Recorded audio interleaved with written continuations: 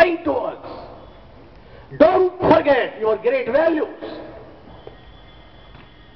అనిత్యాని శరీరాన్ని విభవో నైవ శాశ్వతః నిత్యం సన్నిహితో మృత్యు కర్తవ్యం ధర్మ సంగ్రహ.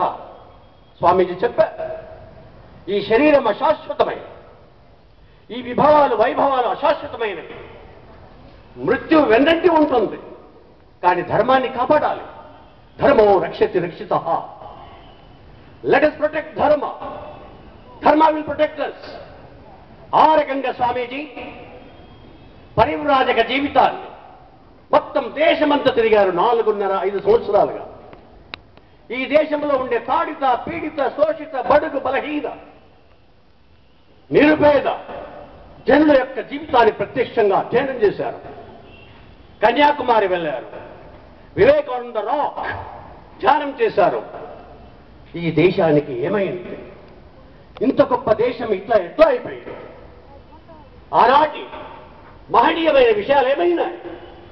ఆ సముద్రగుప్తుడు ఎటుపోయి, మౌర్య చంద్రగుప్త ఎటుపోయి, గౌతమ బుద్ధ ఎటుపోయి, జిన్న ఏదైతే జీనుడు, వర్ధమాన మహావీర్ ఎటుపోయి, ఆ భారతదేశం ఎక్కడ పోయింది? ఈనాడు నిరుపేదలు, అవిద్య,